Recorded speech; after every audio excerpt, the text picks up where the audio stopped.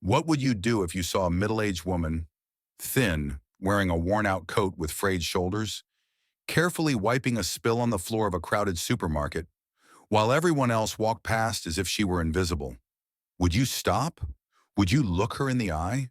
Or would you turn away like the others, believing she's just the old janitor who's always there every morning? But what if I told you that this seemingly small, unnoticed woman actually saved the entire store from collapse? Not with power, not with a loud voice, but with the quiet habit of doing the right thing, even when no one's watching? We're used to thinking change comes from CEOs, from people in power, from million-dollar decisions. But sometimes it begins with someone no one remembers, with a pair of hands used to cleaning up what others leave behind.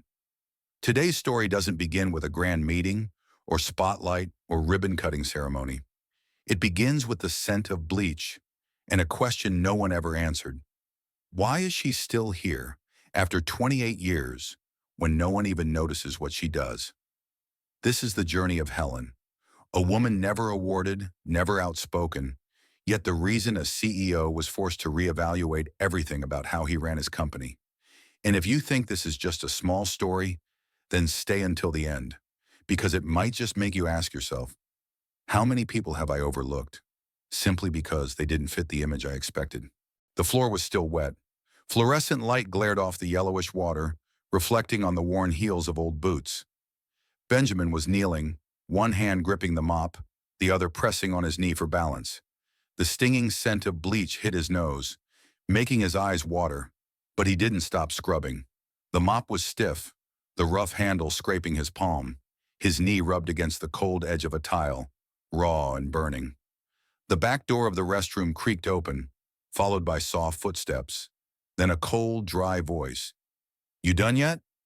He didn't look up, didn't answer. "Your lunch break starts when this toilet looks brand new." The voice wasn't threatening, just indifferent. He nodded slightly and kept scrubbing. No one asked his name. No one gave him gloves. No one told him there was a clean water tap or a break room at the end of the hall. Here, newcomers had one job only, to disappear in silence. But Benjamin Knox was not a newcomer. He wasn't a janitor, nor a temp worker. He was the CEO of Greenbridge Market, a discount supermarket chain spanning the heart of America. And he had come here, to the Everbrook branch, not to supervise, but to go incognito. No name tag, no tie, no escort, just a faded denim jacket, mud-stained boots, and a fake name, Ben. 3 days. That was the time he gave himself. 3 days to find out why this once friendliest branch in the West had become a customer complaint hotspot. Notes from headquarters mentioned staff quitting without notice, declining sales with no clear cause, and what caught his attention most, a strangely cold atmosphere. Words like those don't often appear in reports. They can't be measured with data, only with feeling. And that feeling had led him here, to this very toilet behind the stockroom, where he knelt, hands wet, bleach clinging to his hair. He had done hard labor before. He used to haul crates through the night in the early days, used to deliver goods himself in a rusty pickup when the company had only 3 employees. He wasn't afraid of dirt, but he feared something else, the coldness in people's eyes. And here he was starting to feel that cold very clearly. The footsteps faded, the door closed. Benjamin took a breath, not for air, but to remind himself to keep going. Scrub the last tile, don't stop, don't look around. When he finally lifted his head, a pair of blue rubber gloves was silently being held out in front of him. An elderly woman with gray-streaked hair, dressed in a dark shirt, said nothing, just looked at him. Her eyes didn't smile, but they weren't distant either. He took the gloves and nodded. "Thank you." She nodded back and walked away. Didn't ask his name, didn't ask where he came from, but somehow her gaze, simple and genuine, was the only thing that made him feel human in this place. And that, though small, mattered more than he expected. The bulletin board in the back break room was plastered with faded smudge notices, rules about lunch breaks, uniforms, hand-washing procedures. But no one read them. No one looked up when Benjamin stepped into the break room. A young staff member leaned against the wall, eating a sandwich with one hand while scrolling on their phone with the other. Another person dozed off at a table, chin resting on their arm, breathing steadily. The room was so quiet he could hear the crumbly crunch of a cookie bite. No one asked who he was. No one said hi, not even background music. A tall young black man entered, broad-shouldered, pushing a cart. He paused when he saw Benjamin struggling with the water dispenser. "Careful, that one leaks easy."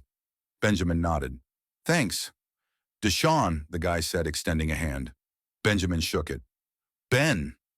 A quick smile, then Deshaun moved on. No further questions. But for a fleeting moment, Benjamin realized something. People here spoke fast, not because they were busy, but because no one dared linger too long in someone else's gaze. Riley Trent, the branch manager, walked in. His voice didn't need to shout to silence a room. He just had to glance. "What are you people doing? Lunch is over." Deshaun bowed his head. Benjamin folded the cleaning rag. No one argued. No one asked anything. Everything returned to order, a kind of order unwritten but universally feared. That afternoon, Benjamin was assigned to unload inventory in the back. Boxes of bottled water, toilet paper, and packaged goods. No one explained the product codes. No one handed him a warehouse map. A young girl pointed toward a corner and walked off. He crouched down, started checking items, hands dusty with cardboard, shoulders sore. Deshaun passed by, hesitated for a second, then walked away silently. Benjamin understood. In this place, helping someone was a noticeable act, and no one wanted to be noticed. Late afternoon, almost 5 p.m., Benjamin was still mopping up a spill near the ice machine. His eyes burned, legs ached. The back door clanked open. Riley appeared again. "Restroom's still dirty. Finish it before you clock out." "No, thank you. No. Are you okay?" He nodded, said nothing, and walked back toward the toilet once more. As he stepped inside, he realized he was cleaning the exact spot he had cleaned that morning. But this time, something felt different. Not the dirt, not the light, but a sense that he was in a place where no one wanted him to exist. Not because he'd done something wrong, but because his presence didn't matter. He scrubbed, slowly, silently, without thinking. But in his mind, something began to crack, like paint peeling from a wall. He didn't know what it was, just that the air here made his chest heavy. On the way out of the restroom, he passed the checkout counter. Helen was standing there.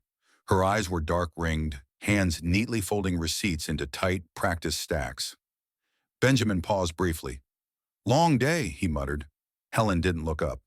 "Long year," she replied. No one laughed. No one said anything else.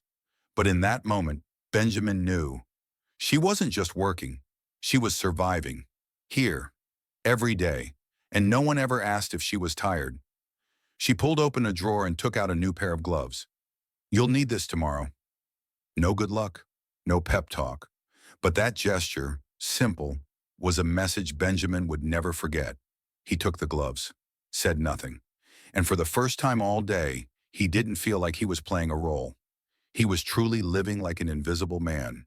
And somehow, here, that felt normal. The second morning began without a single greeting. Benjamin arrived at the store at 6:45, earlier than everyone else. But the doors were already open. Someone had gotten in before him, switched on the power, pulled the stockroom curtains, and prepped the checkout trays like a silent machine. He stepped in, set his bag next to the shift logbook, and put on his gloves. The pair Helen had given him the day before was still new, but slipping them on now felt different. They weren't just rubber gloves anymore. They were a sign, a reminder, that today he needed to look deeper, listen harder, not to what was said, but to what wasn't. He walked through the aisles. No music, no smell of morning coffee, no laughter. Only the sound of tape tearing, wheels rolling slowly, and occasionally a sigh that no one meant to let slip. Deshaun was at the end of the dry goods aisle, restocking oatmeal boxes. Head down, hands moving quickly, precisely, like someone long used to working in invisibility. When Benjamin approached, he gave a slight nod. Not a word. At 7:10 a.m., the stockroom was hotter than expected. No fan, no breeze, No one around. Just stacks of boxes piled higher than a person's head. Benjamin was assigned to unload the latest delivery. Floor cleaner, toilet paper, laundry detergent, heavy stuff. He asked Riley if there was a dolly. The manager glanced up from his phone without lifting his head. Figure it out. A man uses his hands. Benjamin said nothing more. He bent down and lifted each box. His spine burned, arms strained, shirt soaked with sweat, and not one person came near. He lost grip lifting a box of detergent. The corner split slightly. Liquid leaked out. He quickly propped it back. No one came to help. A red-haired employee walked past, glanced at him, then looked away, as if helping was dangerous, or at least frowned upon. Helen walked by at that moment, but she didn't step closer. She looked at Benjamin, quickly, a flicker of a glance that said she saw, but she didn't react, as if protecting herself through neutrality. Benjamin didn't blame her. She had long lived in a place where kindness meant being watched. He stacked the final box onto the shelf. His back felt like it had been pulled tight, but instead of resting, he walked to the sink. The water was cold. The soap had run out at some unknown time. He rubbed his dry hands, wiped them on his shirt. Deshawn was nearby, shelving items. Benjamin dropped down to sit, leaning against the wall. "Been working here long?" he asked, not expecting an answer. 2 years, Deshawn replied, hands still moving. "You get stuck with random jobs like this a lot?" "I'm not stuck," he said quietly. "I'm assigned." Benjamin didn't ask more. That phrase, assigned, wasn't filled with resentment. It was resignation, a mental erosion only those inside could understand. And that's when he knew. This place didn't just lack respect. It had lost the ability to recognize right from wrong. Everything was wrapped in a thick veil. Silence. Around noon, an elderly customer entered. Thin, wearing a frayed collar shirt, his hands trembling as he held a shopping list. The young cashier didn't look up, eyes fixed on a phone. The customer waited for over a minute, then backed away as if afraid of being a bother. Helen was taking inventory 3 meters away. No one called her, but she looked up, as if she could feel injustice in the air. She walked over to the counter. "What can I help you with?"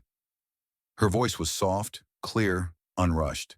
The young man hesitated, handed her the list. Helen skimmed it, then nodded. "Come with me, okay?" And they walked, slowly, steadily. No one interfered, no one cared. But Benjamin saw it all, and remembered. Riley appeared right after. He stood near the barcode scanner, glancing around. "Finished ringing up? This ain't a field trip." Helen didn't respond. She simply turned back and resumed picking items. Benjamin, one aisle over, heard it all. And what he saw wasn't management. It was a threat, disguised as a command, a form of silent control. Lunch break came, but no one sat down. People ate standing, or not at all. Some checked their phones. A few slipped into the break room and left 3 minutes later. Helen didn't eat. She took a small pill, then resumed stacking receipts. Benjamin sat in the back, forcing down a cold piece of bread. No one spoke. No one asked. In a room of 7 people, silence was the only sound. Riley walked in, opened the fridge, grabbed a soda, looked around. "Whose beef pie is this? It's expired." No one answered. No one breathed. He stared at Deshawn. "Yours?" "No," Deshawn answered quickly. "I brought sandwiches from home." Riley didn't believe it, but didn't argue. Just walked away silently. Benjamin felt his chest tighten, not because he feared Riley, but because no one else reacted. They had learned to keep their heads down, and that was the most dangerous thing of all.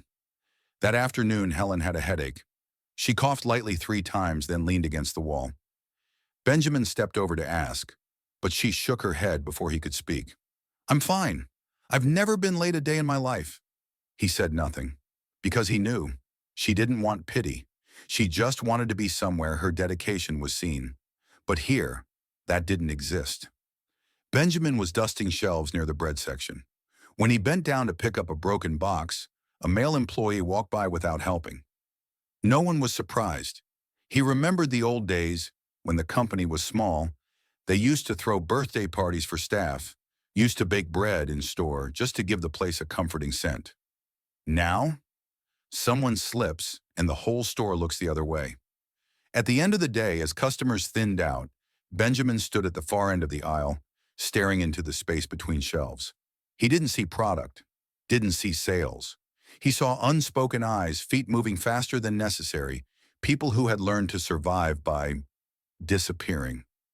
And in that moment, he asked himself, how many years had it been since he truly saw his employees? Helen finished folding the last stack of receipts. She stood, walked to the front, and quietly locked the register. Benjamin stood behind her, a few steps away. Rough day, he asked. She nodded, then gave a faint smile. Aren't they all? He wanted to say something, but didn't. Some answers don't need a reply, just someone to hear them. And as Helen turned and walked away, Benjamin realized something. This place wasn't devoid of good people. They just no longer believed anyone would see it. The old clock in the stockroom ticked every 10 seconds, a sound like a knock from a room no one wanted to open. Benjamin stared at it as he stood alone amid stacks of boxes taller than himself, sweat soaking the back of his collar. The hour hand pointed to 12:03. Lunch break had officially begun, on paper. But the store didn't slow down, no one stopped working, and not a single employee walked toward the break room. They only shifted pace, from moving fast to moving steady, from rushing to walking, but still, they didn't stop. Benjamin set the last box onto the shelf and sat on a carton to rest his back. In his hand was half a sandwich he'd bought in haste from the vending machine, stiff and dry, tasting like sponge soaked in sauce. But that wasn't what made it hard to swallow. It was the clear realization. In this place, lunch wasn't a right. It was something you had to take, if you dared. The break room door swung open. Deshaun entered first, not looking at anyone, carrying a small lunchbox in a paper bag. He stood leaning against the wall near the water cooler, eyes down, chewing fast, shoulders slightly hunched as if trying to hide something. Helen came in after, holding a cup of pale tea and a bag of old cookies. She didn't speak, just sat by the window, back straight, as if leaning against the chair would be seen as laziness. Benjamin walked in last. No one greeted him, but Helen gave a slight nod when she saw him, a habitual nod, neither warm nor cold. The air in the break room was thick, like old grease. A staffer named Paul was flipping through a morning shift report, mumbling to himself. Another, the young cashier who usually manned the front, was on her phone but kept her hand over the screen, as if afraid someone might see and remember. No one talked, no one smiled. In a room meant for rest, the only thing people tried to do was avoid attention. Riley pushed the door open. His leather shoes struck the tile like warning drums. He didn't look at anyone, just stood at the vending machine, grabbed a can of soda, then turned. Listen up. Inventory's early today. If anyone screws up an order, I'm cutting next week's hours. He didn't shout, but his voice was even, cold, allowing no room for question. No one replied. The room collectively held its breath. Then Riley turned and left, leaving behind a tension that lingered in the air. Benjamin glanced at Deshaun. He'd nearly finished his meal but still stood, still didn't lift his head. You're not sitting? Benjamin asked quietly. Deshaun didn't answer right away. There are only 4 chairs. I'm the new guy. You said you've worked here 2 years. Deshaun shrugged. I'm new compared to the others. A calm statement, but one that lodged itself in Benjamin's chest. He understood. The issue wasn't a lack of chairs. It was a lack of safety to sit. He slowed his eating, looking around the room. Everyone's lunch resembled a temporary ritual. Enter, eat, exit. No relaxation, no connection, no life. Helen took a sip of tea and coughed softly. She pulled out a handkerchief, covered her mouth, then nodded at Benjamin as if to reassure him, but he clearly saw her hand tremble. Are you okay? I'm fine. I'm used to it. A phrase often spoken by those with no alternatives. After lunch, Benjamin returned to the stock area. A customer dropped a box of cereal. It shattered. Pieces scattered across the floor. No one helped. No one apologized. The nearest employee glanced, then walked away. Benjamin crouched down and picked up the fragments, wordlessly. The customer, a middle-aged woman, visibly flustered, murmured thanks, then also left. He remained there watching the floor slowly clear with each swipe of his cloth, thinking of all the filth no one dared to touch. Riley appeared again near the end of the shift. He checked the delivery logs, threw a stack of papers on the table, then looked up. Who handled load number 340 to the shelves? No one answered. Benjamin knew. It had been Helen, but she was still busy at the register. I did, he said. Wrong shelf. That item goes on shelf 5, not 3. I thought it was priority stock. Riley raised an eyebrow. Thought? His voice sharpened. You thought? Thought what? Thought you'd tank the whole company? Benjamin didn't respond. He stood tall, eyes forward, not bowing, but also not pushing back. Riley sneered. Next time, don't think. Wrong is wrong. Then he turned and walked away. Benjamin watched silently, not out of fear, but out of understanding. Here, speaking up was pointless or dangerous. Helen passed by soon after. Her eyes flicked toward Benjamin for a second, as if sensing the unrest in the air. She didn't ask, just stopped and helped him rearrange the shelf. No thank you, no conversation, but her careful gestures seemed to say, I saw. I know, but don't ask me what to do. That day, Benjamin didn't leave immediately after his shift. He stood in the corner of the stockroom, jotting down notes in a small notebook. Not about products, but about emotions. No one dares to rest. No one dares to speak. No one dares to ask. But everyone watches. Everything is recorded through eyes, not words. And that, to him, was more frightening than any scream. On the third morning, Benjamin noticed something odd. In this store, no one ever made eye contact for a full second. Gazes always drifted to the side, or just skimmed past like the beam of a bus headlight at night. No one lingered long enough to truly see who was sitting there.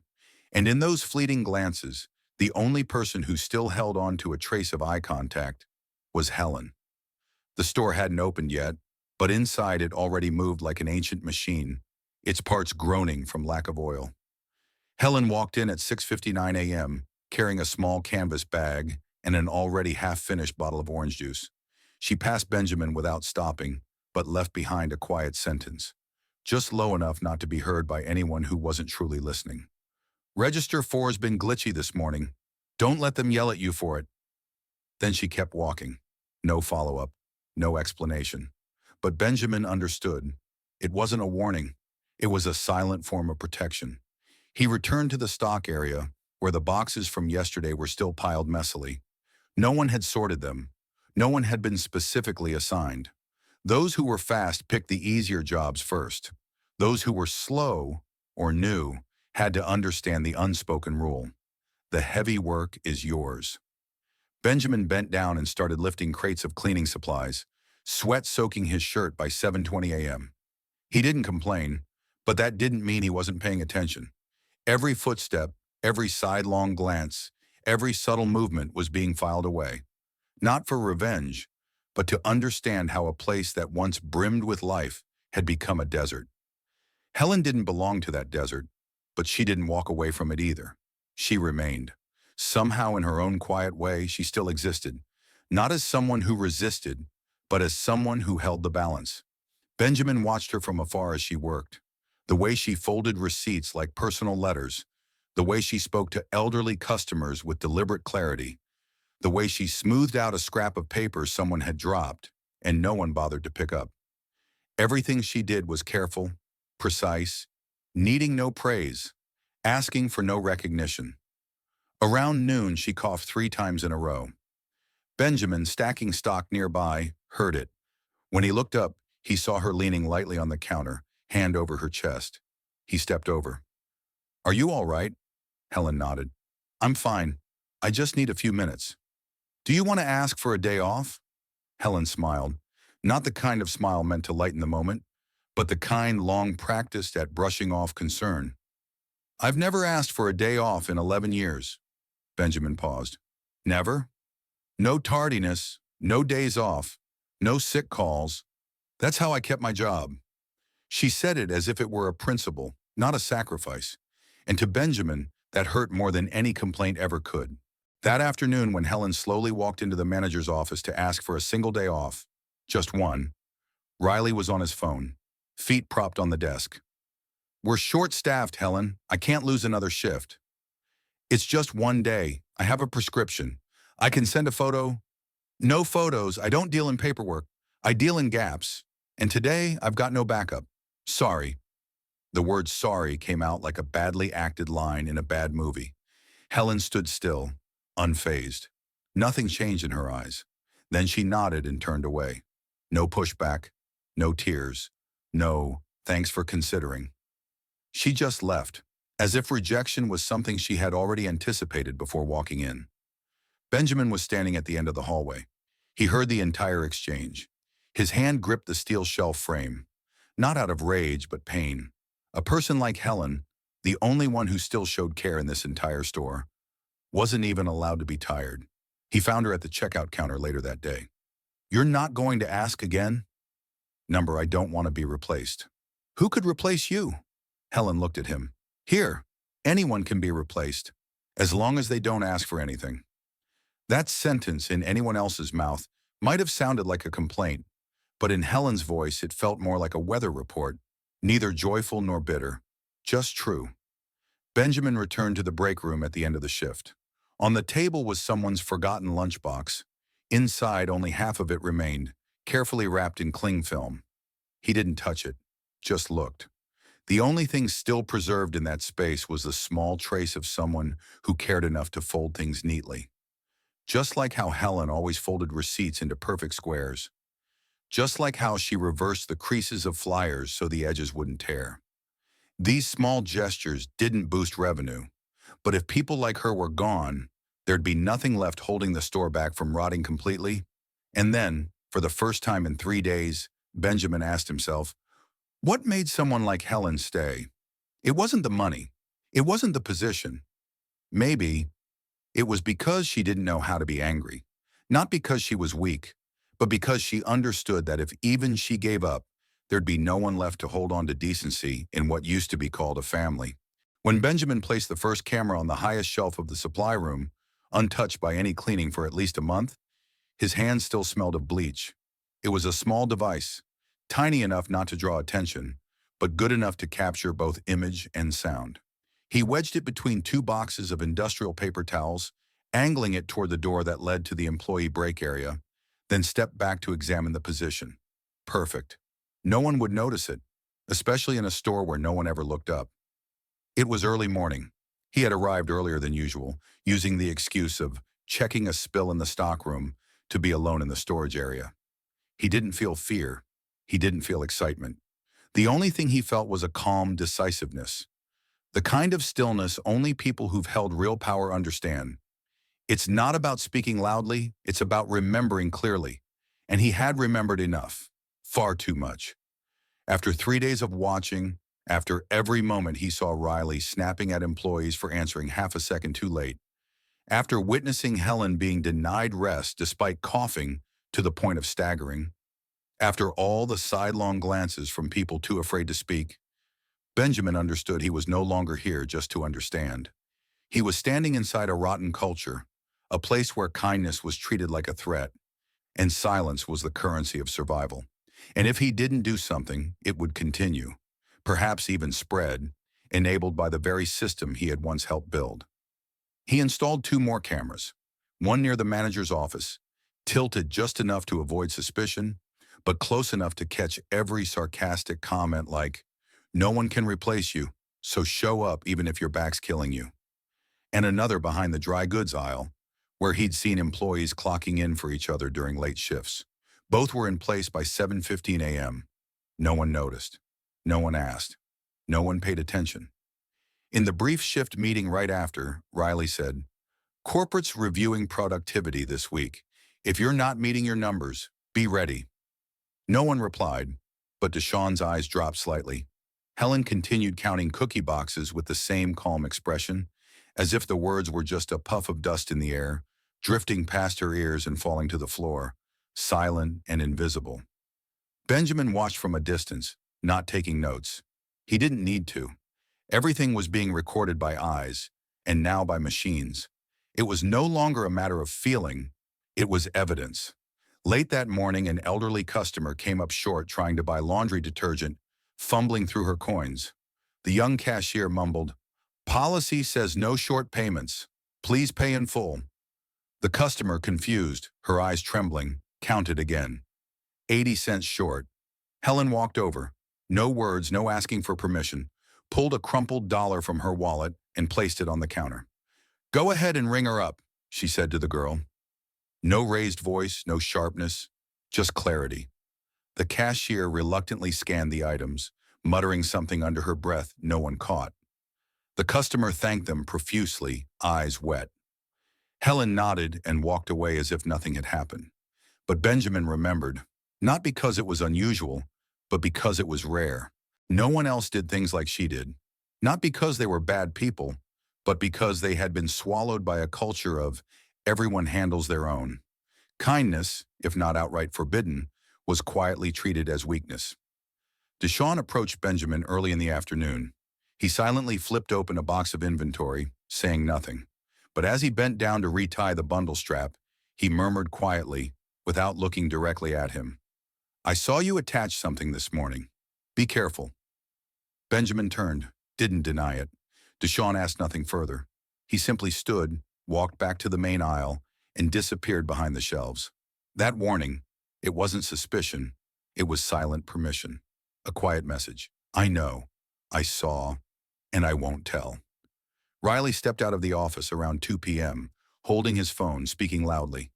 "I told you, don't waste time on customers who can't decide. They're not buying anything." A nearby staff member froze mid-step. Benjamin, standing near the cleaning supplies bin, heard every word. So did the camera near the spice rack. No one corrected Riley. No one asked, "If they're not buying, why are we here to serve?" Because in this place, that question had died long ago. Later that day, Benjamin stayed in the break room after most people had left. Helen was still there, going over the end-of-day reports. Her hands trembled more than usual. "You shouldn't push yourself like this," Benjamin said. She didn't look up. "If I don't do it, who will? You could rest." Rest, just to be replaced? No one can replace the person keeping this store from collapsing. Helen stopped writing. For the first time that day, she looked up at him. Longer than a second. Her eyes held no protest, no gratitude, just scrutiny, as if trying to figure out who this man really was. Then she gave a slight nod. "You're not new, are you?" Benjamin smiled. Didn't deny it, but didn't explain either. That night he returned to his rented room, a weekly unit 6 blocks from the store, and plugged his laptop into the external drive. Frame by frame, it all rolled by. Riley's words, Helen's head shakes, Deshawn's quiet acts of help. Everything was there. No editing needed, no narration required. Truth, when captured in the right moment, speaks loudly on its own. Benjamin closed the laptop just before midnight. He was no longer an observer. He was a witness. And that meant tomorrow, he wouldn't just be listening, he would begin to act. The shift ended at 6 p.m., but Benjamin was still standing at the end of the hallway, where the glow of the last flickering fluorescent light no longer reached. The store had entered standby mode. No more customers, no more background music, no more hurried footsteps tapping on tile. Only the steady hum of the air conditioning remained, like the tired breath of a body worn down after a long day without healing. Benjamin leaned against an empty shelf, eyes fixed on the floor, where the wheels of carts had worn permanent trails into the surface. In that space, he was no longer a stranger, but not yet someone truly seen. He was something in between, present yet unseen. Helen hadn't left yet. She was still checking the day's sales reports, her eyes scanning numbers, her hands slightly trembling from exhaustion. She didn't sigh, didn't speak, just continued typing. Benjamin, looking through the crack of the break room door, saw the curve of her back, the gray hair tied neatly as always. But something about her today was not quite the same as yesterday. Maybe it was her posture, maybe the longer than usual silence, or maybe it was because today, no one but Benjamin even noticed she was still here. Deshawn had already left. He had slipped out earlier than usual, without a word. The stockroom door had closed behind him so quietly that Benjamin had to check his watch to confirm he was gone. Another employee, the red-haired cashier, left behind an unsealed trash bag and walked out without being reminded. Riley had vanished into his office an hour earlier and never reappeared. Benjamin stood up and walked to the back door. The trash bin was full, the bag swollen, flies buzzing around the open lid. He put on gloves and dragged the bag out, each step heavy like it was carrying his growing sense of disappointment. As he lifted the bag onto the cart, the back door slammed shut. He turned. No one was there. The hallway lights remained on, but the space was empty. He wheeled the trash cart to the back lot. Autumn nights in Montana were colder than he remembered. A gust of wind swept paper scraps from a torn bag across the lot. He bent down and picked them up, not out of fear of reprimand, but because no one else would. And in that moment, Benjamin felt with painful clarity the thing he feared most when he first stepped into the store: the invisibility of good people and the presence of indifference in every corner. He dumped the trash, wheeled the cart back, then paused at the rear door. It was locked. No one had waited. No one had reminded him to come back in. He stood there, one hand on the metal frame, feeling the cold seep through his glove. Inside, the store was utterly still. No one was cleaning. No one was checking. And no one was waiting. Benjamin tapped his employee badge to unlock the door. The scanner accepted him without alert. It was the only thing that acknowledged him that night. The break room was empty, chairs out of place. A box of cookies someone had opened in the morning still sat unattended. On the table remained only a crumpled napkin and a cup of cold tea. Helen's. Benjamin stepped closer, glanced at them, then sat in the old chair where he usually paused for a few minutes during breaks. From here, he could see the entire hallway, the empty shelves, the flickering freezer light, and a faded slogan stuck to the staff bulletin board. "We make the difference." Perhaps once it was true. Now it was just a worn-out decal. Helen reappeared at 6:32, holding her purse, her shoulders slightly uneven. She walked slowly, each step steady but without clear purpose, as if dragging her body away from a place that had drained her for 10 hours straight. Benjamin stood and silently stepped forward to open the door for her. Helen paused, nodded. "I think I forgot to lock the register." She turned back. Benjamin followed. "Let me do it." She didn't stop him, but she hadn't asked either. The small office sat tucked between two sparse aisles. Inside was a plastic desk, a basic safe, and a leather-bound notebook with a cracked cover. Benjamin locked the safe and glanced at tomorrow's inventory checklist. The handwriting was Helen's, neat even, every line straight like a ruler. He said nothing, just folded the paper and put it back exactly where it belonged. On their way to the door, Helen stopped. "What's your name again? I saw Ben on the roster."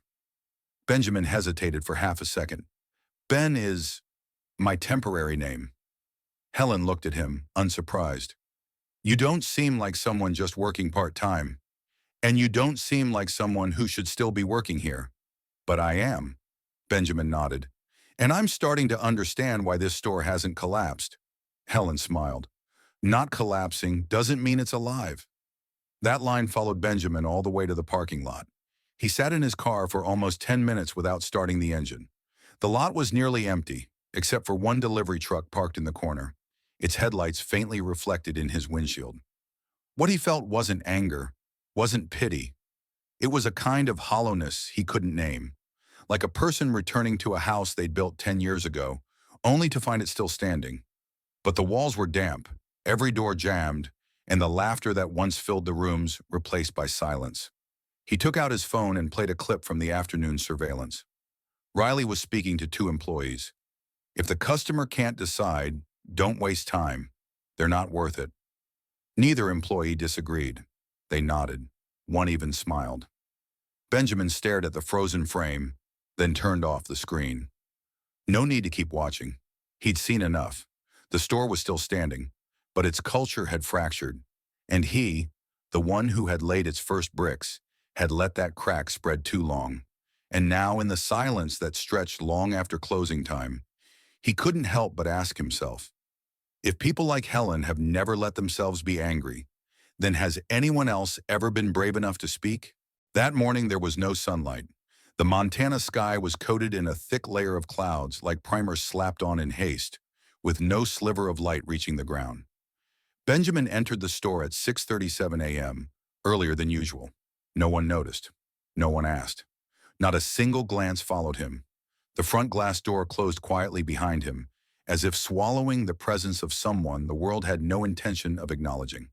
The lights were on, but the space looked as washed out as a sheet of faded newsprint. Benjamin stood in the main hall, where the shelves waited for the first customers of the day, and looked around. No background music, no morning shift greetings, and the most frightening thing of all, no life. He walked straight to the stockroom. Inside, a few employees had begun unpacking and organizing new shipments. Deshaun was pushing a cart overloaded with toilet paper, stacked above his head, breathing steady but heavy, with no one helping, no one speaking. Benjamin passed him, briefly touching his shoulder.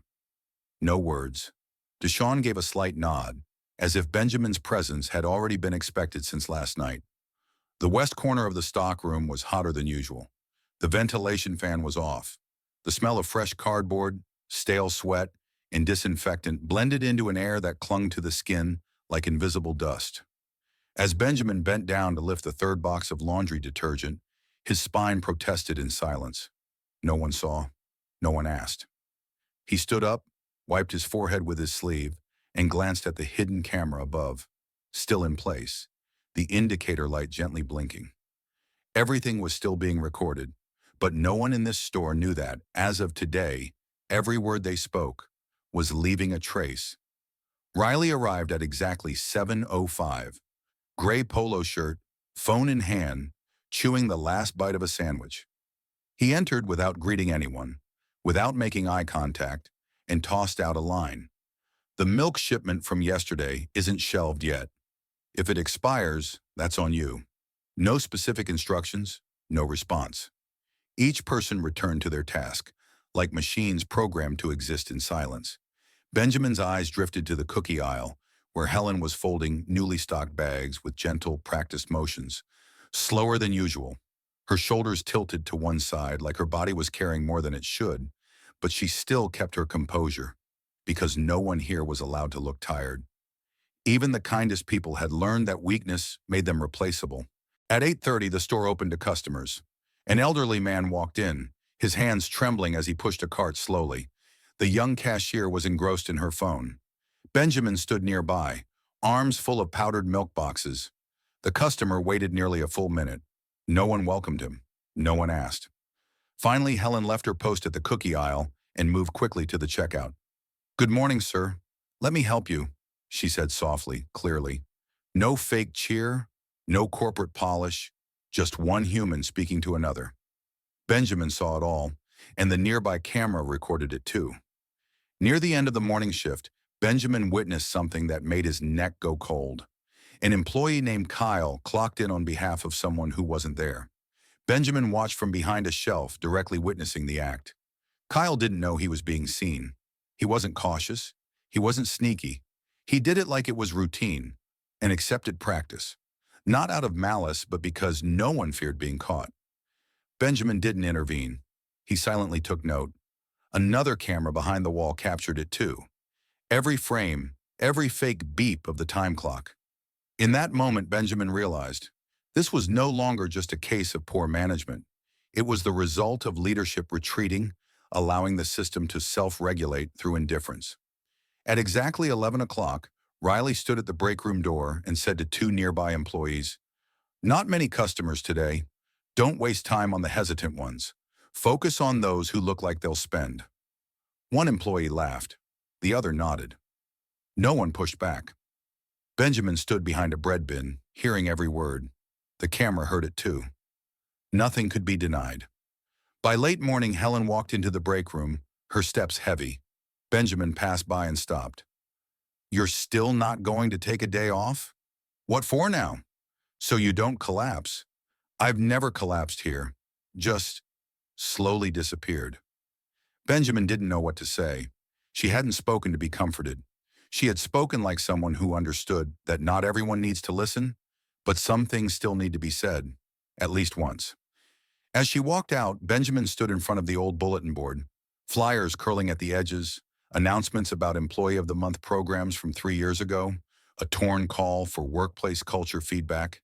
and a slogan with missing letters. Together, difference. He stared at it for a long moment.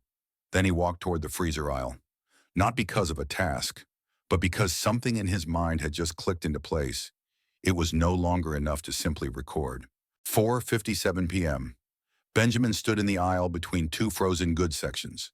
The fluorescent lights flickered gently, not from faulty wiring, but from the breeze slipping in through a stockroom door that hadn't closed properly.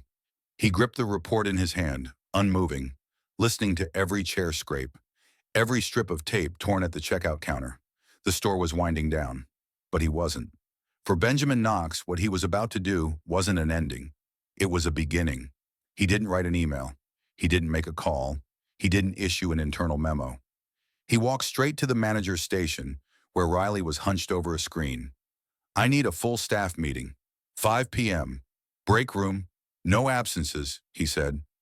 Riley looked up, his brows knitting. "From who?" "From the person asking," Benjamin replied, voice calm but leaving no space for rebuttal. Riley held his gaze longer than a second, like he was about to fire back a snarky comment, but in the end he just squinted and smirked. "I don't take orders from temps." "You will," Benjamin said, turning away without waiting for a response. 5:01 p.m. The break room was full. Helen sat near the old coffee machine, hands clasped together like she didn't know where to put them. Deshawn leaned against the wall, arms crossed, eyes flicking around the room at the others. The rest, mostly employees who had no idea what was going on, shifted in their seats, murmuring nervously. Riley entered last, muttering in a low, theatrical voice, "What's the occasion?" "Feels like someone's throwing a wedding." Benjamin was already there, still wearing the worn janitor's uniform, still in dusty boots. But his face was different. It no longer bore the expression of someone enduring. It carried something heavier, truth. He scanned the room, making eye contact with every person. No one was skipped. No one escaped. Then he set a canvas bag on the table and unzipped it. Inside was a polished ID badge, etched with the words, "Benjamin Knox, CEO and founder, Greenbridge Market." No one spoke. Some forgot to breathe. Deshawn was the first to understand. He stood up straight. Helen remained frozen. Riley broke the silence with a forced laugh, aiming for nonchalance. "If I'd known you were the big boss, I wouldn't have made you scrub toilets." Benjamin didn't smile. "The fact that you didn't know is exactly why I saw the truth." The room fell still, like ice settling over a pond. "I didn't come here to play disguise. I came to hear what reports can't say, and after 3 days I've heard enough." Benjamin pulled out a tablet. "There's no need to debate. It's all recorded." He tapped the screen. The first video played, Riley's voice declaring, "Don't waste time on hesitant customers." Next, an employee clocking in for someone else. Then, Helen being denied time off. And finally, a clip of an elderly woman, short on cash, met with silence. Except for one person, Helen, who stepped forward with a wrinkled dollar bill. No one said anything. No one could. Riley stood up slowly, one hand raised. "Look, I admit, I got carried away. But we all know when things get tense." "No," Benjamin interrupted. "This isn't tension. This is habit, culture. And the worst part, it was allowed. No one stopped you. No one corrected you. Because they were afraid, and because they knew that speaking up meant being pushed out." Helen looked down, her hands still clasped tightly. Deshawn turned his face away. Benjamin didn't raise his voice. He didn't have to. The truth was louder than any shout. "I saw a store that once deserved pride turn into a place where good people survive in silence. I saw that silence spread, like a mental mold, sticking to every shift, every face. And I know who seeded it." He stared directly at Riley. "As of this moment, Riley Trent, you no longer work for Greenbridge." No applause, but no objections either.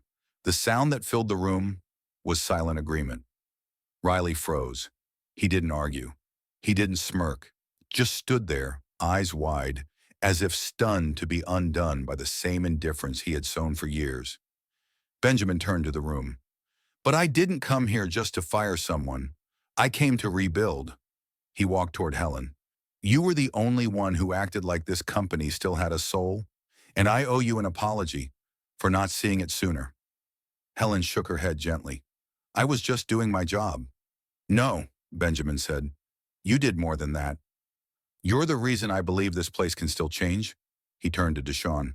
You saw what was wrong. You didn't report it. You didn't need to. You did the right thing by standing firm without bending.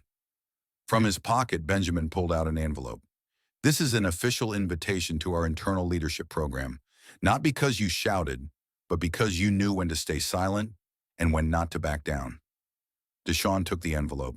His eyes reddened, but he didn't cry, just nodded, as if still unsure it was real. Benjamin stood silently for a long moment, then said softly, almost to himself, if a company is built by people, then so is its culture. Every small act, whether a thank you or a nod, is a brick. And here someone has been laying that foundation in silence for far too long. The room no longer felt tense. Only one thing lingered in the air now, something unfamiliar. Hope. The meeting ended without applause. No one rushed out. They didn't know what to do. Some stood still, others sat quietly as if they had just witnessed something they didn't believe could be real. Riley had left the room, quicker than the calm demeanor he had tried to fake. No one walked him out. No one wished him luck. For a long while, the only sounds in the room were the low hum of the air conditioning, the crackle of a plastic water bottle being squeezed, and a silence that Benjamin recognized. It wasn't the silence of fear, but the silence of realization finally taking root. Helen said nothing afterward.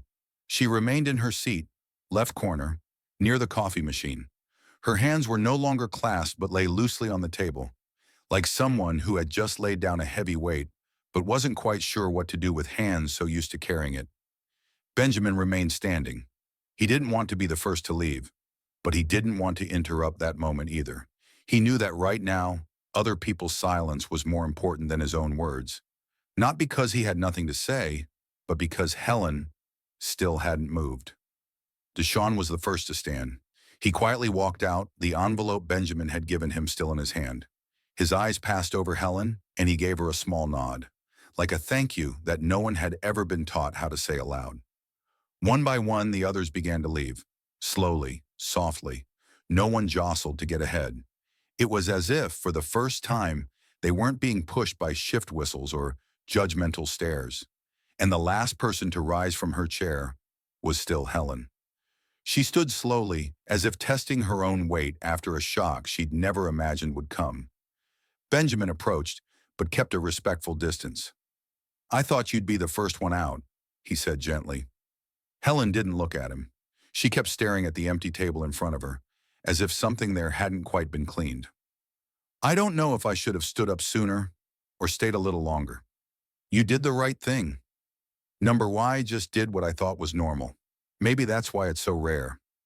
Benjamin didn't argue, because he understood. Helen wasn't being modest. She was being honest. A kind of honest that didn't have a name. Not goodness polished through training, but decency preserved by someone who never gave up on what it means to be human. Do you know what made me notice you? Benjamin asked. Helen tilted her head slightly. It wasn't because you're kind. It was because you didn't need an audience to be that way. Helen let out a breath. Not a sigh. Something softer, stranger. Relief, perhaps. I didn't expect you to say that. Why not? Because you're a CEO. People like you usually say the same things. And who do I sound like now? Right now, you don't sound like a CEO. You sound like someone who's still trying to believe in something. That sentence to Benjamin was all the proof he needed. She knew who he was, not from his title, but from the way he listened. Finally, Helen turned and walked toward the door. As she passed Benjamin, she paused for half a step, didn't look at him, but left a parting comment. If I'm 5 minutes late tomorrow, I hope no one writes me up. Benjamin smiled. If you don't show up tomorrow, this whole store will feel the absence. Helen didn't reply, but her steps were lighter as she walked through the door. What followed was a strange kind of pause. No one in the store went straight back to work. They returned to their posts, but not with the same posture. One female employee took it upon herself to tidy the break room. No one asked her to. Another chatted with Deshawn, asking if the leadership training came with a stipend. Benjamin watched from a distance, not intervening. No one came up to shake his hand. No one asked for a photo. No one praised him for doing the right thing. And he liked that.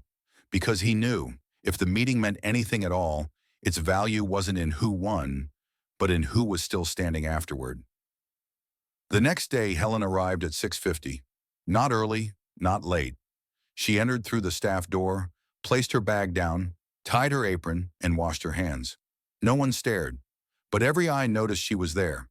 She passed by Benjamin. "You're not sweeping the floors today?" "Still cleaning, just at a higher level." Helen chuckled lightly, then walked away. Same pace, same care. But this time, she walked through glances that no longer looked down. That morning, many small things happened. An employee picked up a customer's dropped pen without muttering, "So annoying." Another apologized after ringing up the wrong total instead of blaming the software. Deshaun coached a new hire on how to input codes faster, without showing off, without flaunting his recent promotion. And when Benjamin stood at the end of the hallway, where light filtered through thick glass from the front door, he saw Helen teaching an elderly customer how to use the price check scanner. No one had asked her to do it. She still wasn't getting paid extra. But this time, two young employees stood watching her. Not out of curiosity, but to learn. Helen was the only one who didn't need to change to fit a new system. She only needed to stay, just as she always had, so that finally the world could see. She'd been right all along. Deshaun arrived at the store the next morning at 6:28. No one had called to wake him. No one asked him to come early. But after yesterday's meeting, he couldn't sleep like he used to. There was something strange in the air. Not a noisy kind of change, but a different kind of silence. The silence of a place where people had started looking one another in the eye. He stepped into the stockroom, set his bag on the plastic chair near the door, slipped on the uniform jacket, and adjusted his apron by hand. No orders were given. No one rushed him, but everyone was already there, several minutes earlier than usual. No one spoke about the meeting yesterday. No one gossiped about Riley's firing. But he knew everyone was thinking about it. And he knew better than anyone. Yesterday, it wasn't just someone stepping down. Someone else, like himself, had just stepped into the light. The envelope Benjamin had handed him was still unopened. Not because he didn't care, but because he wasn't sure if he deserved it. All night he had placed it on the desk, then picked it up again, then set it down once more. He had never been nominated, never been named in any internal meeting. He wasn't someone who stood out, didn't speak much, never asked for time off, but no one had ever said to him, "You did a good job." And now that envelope felt like something far greater than confirmation. It was a calling he wasn't sure he had the courage to answer. Near the middle of the morning shift, Benjamin stepped into the stockroom. No longer Ben, the new employee, but himself, the CEO. But what surprised Deshaun more than anything was that he was still wearing the uniform. Still the same shoes. Still the same quiet but decisive tone. No fanfare. No sermon. "Did you open the envelope yet?" Benjamin asked, his eyes on the metal locker. Deshaun shook his head. "I'm not sure it's real." "You're afraid you don't deserve it." "I'm afraid they got the wrong person." "You didn't do anything to stand out." "I didn't do anything to be punished either. I just existed." "And existing with dignity in a broken system, that's exactly why I chose you." Deshaun said nothing. A moment later, he opened the locker, pulled out the envelope, and unfolded the paper inside. His eyes scanned the lines. Every word was real. His name was printed clearly at the top. It was an invitation to a 6-month internal leadership training program, with bi-weekly sessions, temporary placement at a larger branch, and after 3 months, based on performance, eligibility for assistant manager consideration. He read it all. His hands trembled slightly. He looked at Benjamin. "I don't know where to start." "Start by walking into next week's meeting 1 minute before everyone else." "That's it?" "A good leader doesn't need to shout. They just need to be one step ahead, at the right time." Deshaun folded the letter and placed it in his pocket. Benjamin needed to say nothing more. He gave a slight nod and turned to go. Deshaun watched him for a while. The room seemed quieter than even the hum of the air conditioner. Inside him was a strange feeling, not confidence, not exactly joy, but acknowledgement. a sense that he hadn't been overlooked. The rest of the day, Deshaun worked his regular schedule, but every one of his actions felt different. When he showed a new employee how to avoid misentering a code, he didn't just say, "Type it here," he explained why. When he saw Helen carrying a heavy box, he stepped in, not to ask, "Need help?" but to lift the heavier side. Helen said nothing, but she nodded. And that nod, just once, carried something Deshaun had never felt from her before: trust. That night after the shift ended, Deshaun stayed behind 5 extra minutes. He organized the milk boxes, checked the price scanners. No one had asked him to, but Benjamin saw it on the stockroom camera. Not because he was watching, but because he was used to noticing the things no one else bothered to. And in that moment, he understood something every CEO should. Some people don't need noise to prove they're capable. They just need a chance, and someone clear-eyed enough to recognize it. 4 weeks had passed since the unscheduled meeting, the day Riley was removed from the system he once ruled with arrogance and laziness. There was no grand introduction of a new manager, no posters announcing cultural renewal, no new uniforms, no slogans on the wall. But the most remarkable thing was this: everything had changed without needing an announcement. On the second Monday of the 5th week, Benjamin returned to Everbrook. No notice, no entourage, no media team. He drove the old delivery van he once used years ago, parked in the open space near the back door, and entered quietly with his employee ID card. The first thing he saw wasn't a sales board or new inventory. It was something much simpler: a new staff member greeting others as he passed each aisle. Not a scripted greeting, not a forced tone, just, "Good morning. Hi there. Hello, Ms. Helen." Simple words. But in a store once suffocated by silence, those words sounded like life. Benjamin didn't walk to the center. He stood near the left aisle, the very spot where the cameras had once captured Deshaun, bowing his head to take the blame for someone else. Now Deshaun was showing 2 younger employees how to stock using the FIFO method. He wasn't raising his voice. He wasn't pointing from a chair. He knelt beside them, stocking as he spoke. One of them asked, "Why do we do it this way?" Deshaun replied without hesitation, "So when someone opens this box, they'll know we thought of them ahead of time." That line wasn't in any leadership manual, which to Benjamin made it all the more true. At the register area, Helen stood, not behind the cashier lane, but at the floor supervisor's post. Her name tag had changed: Helen Morris, floor manager. But what made Benjamin smile wasn't the title. It was how she tilted her head to listen as a new employee described a customer who couldn't find her favorite item. Helen didn't just nod and move on. She asked, "Do you remember her name?" The employee hesitated. "I'm not sure, but she wore a red sweater." Helen nodded. "Next time, try remembering names. It helps people feel seen." No one had taught her to say that, but the whole store was learning from the way she spoke. Benjamin continued toward the break room. Though he was no longer undercover, he still refused to take the management hallway. The break room was clean. It didn't smell like fancy coffee, but it no longer reeked of cleaning fluid either. One staff member was wiping down the table even though it wasn't their assigned chore. On the notice board, the phrase "Make a difference together" had been updated. Not a printed corporate poster, but handwritten in marker by an employee. Not beautiful, but real. Benjamin sat in the back corner chair. On the table was a donation box, spontaneously set up by the staff to support co-workers in times of need. No tear-jerking photos, no pressure, just a few lines. "If you've ever needed help, remember others do too." The box wasn't locked, and it was full. Benjamin stepped into the main aisle. An elderly man dropped a bag of apples. 2 employees instantly knelt to help. No orders, no audits, no one shouting, "Because the customer is king." They did it because it was right. Helen passed by Benjamin at 9:05. She wasn't surprised. "Here for an inspection?" "Just checking. If there's anything left I need to do." Helen didn't smile but gave a small nod. "Maybe not. And if I said things are going too smoothly, then you should move on to where they're not."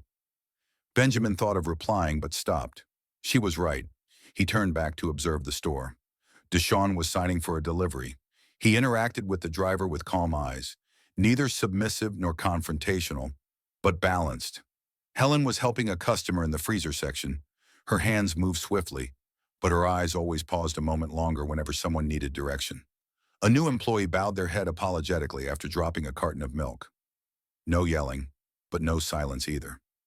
Deshawn simply said, "Next time, check the crate's bottom. If it's too old, it won't hold." The other nodded, and next time, they'd remember. Benjamin stood near the front entrance for a few more minutes. A young woman was asking for the spices aisle. No one just pointed and said, "Go left, straight ahead." A staff member walked her there. They chatted briefly. She smiled. The staff member returned, unhurried, unbothered, unburdened. No new background music, no fancy automation. But the atmosphere, it was different. You could call it alive. Change didn't begin here with budgets. It began with people seeing one another. Benjamin said nothing else that morning. He returned to his car at 10:10. No one saw him off, but just before he opened the car door, someone knocked gently on the window. It was Deshawn. "Thank you," he said. Benjamin tilted his head. "For giving me a chance." "I didn't give you one. I just stopped ignoring you." Deshawn gave a small smile. Nothing more needed to be said. Benjamin got into the car and glanced back once more. Everbrook wasn't glamorous, but now it had learned how to smile. There was one truth Benjamin Knox came to realize later than he thought he would. Not all change needs to begin with authority. For 30 years, he believed that to reform a broken system, you had to hold a high enough position to issue commands, be big enough to persuade, and carry enough weight to enforce. But after 6 quiet weeks living as Ben the new employee, he came to understand. The people who truly keep the machine running are not those giving orders, but those who quietly refuse to let it break.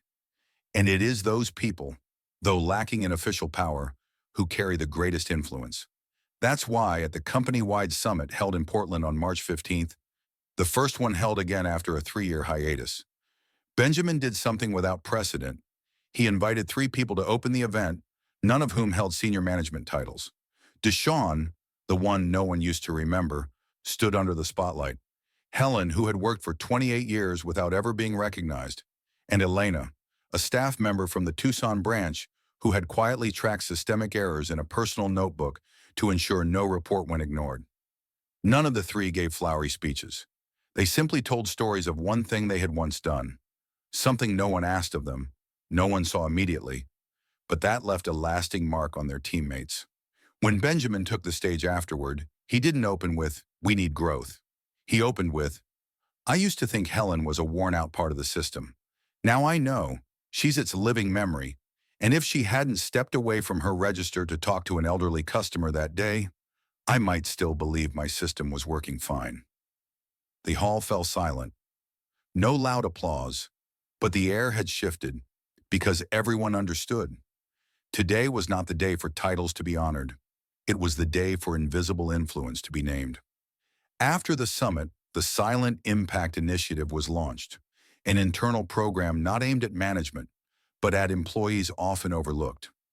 Every quarter, 3 quiet workers, without official nominations, not based on hours worked, would be selected through peer recognition. No big cash prize, just a short vacation of their choosing, a personal email from the CEO, and, most importantly, their story printed on posters and displayed across all branches for 1 month. Not to glorify, Benjamin said, but so those who feel small know they're being seen. What seemed like a small policy ended up creating more lasting change than any expensive marketing campaign, because it wasn't powered by budget, it was powered by belief. At Everbrook, the place where it all began, the once humble donation box had become a permanent fixture called the Helen Box. Anyone in need could take, anyone with extra could give. No names, no explanations. On the outside was a handwritten note in marker. "One person doing the right thing is enough to make the whole system rethink." Deshawn was now the youngest ever assistant regional manager. But what he was most proud of wasn't the title. It was the fact that he was the first to propose the silent listening training program, where new employees would learn not just sales skills, but how to recognize signs of fatigue in coworkers, how to spot unfairness even when no one speaks. Because the things that hurt the most, he said, are usually the things no one says out loud. Benjamin didn't respond, but he sat through the entire presentation in silence. No interruptions, no feedback, just a single nod. And for Deshawn, that nod was a handshake big enough for an entire generation. Helen, when invited to the headquarters for her 30-year work anniversary, declined. Not out of offense, but because she said, "Every day I walk into the store, get listened to, and am left alone to do my job kindly. That's celebration enough." Benjamin understood and didn't insist. Instead, he gave her something she had never received before, a handwritten letter penned by him with only one line. "I will never make another decision without thinking of you." No gold, no plaque. But Helen folded the letter and placed it in the drawer where she kept the names of all the new employees she had mentored that year. The story didn't end with a shocking twist. No one cried on national TV. No one was arrested. But a system had changed, not through imposition, but through observation. Not from top-down reform, but from bottom-up listening. Not everyone has authority, but everyone has impact. And when those in power begin to see those with influence, what follows isn't just reform, it's healing. Not everyone has the authority to give orders, but anyone can make an impact. A timely glance, a word spoken in defense, a quiet action that asks for no recognition. Maybe you're not a CEO, maybe you don't work in a retail chain, but if you've ever stood up when no one else did, ever chose to listen instead of turning away, ever quietly picked up the pieces of someone else's trust, then you are exactly the kind of person this world needs more of.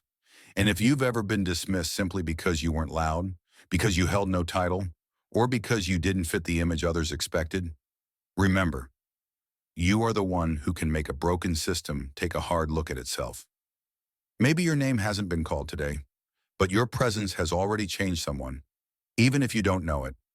If this story made you feel warmth, anger, or simply inspired you to live a little more kindly tomorrow, we invite you to share that feeling in the comments below. Tell us, who is someone that quietly impacted your life, even if no one else noticed? And if you believe in the power of quiet kindness, if you want to help spread stories that don't need to be loud to be life-changing, hit that subscribe button so you never miss what comes next. This isn't just a video, it's a reminder that you, even if small, still matter. Thank you for staying until the end. And never forget, the world doesn't change because of the loudest voices, but because of the ones who never stop doing what's right.